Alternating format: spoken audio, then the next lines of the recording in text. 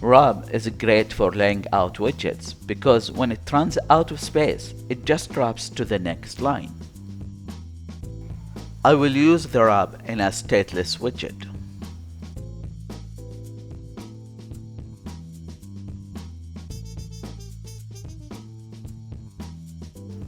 I will use a list of 10 items as a children for the rub.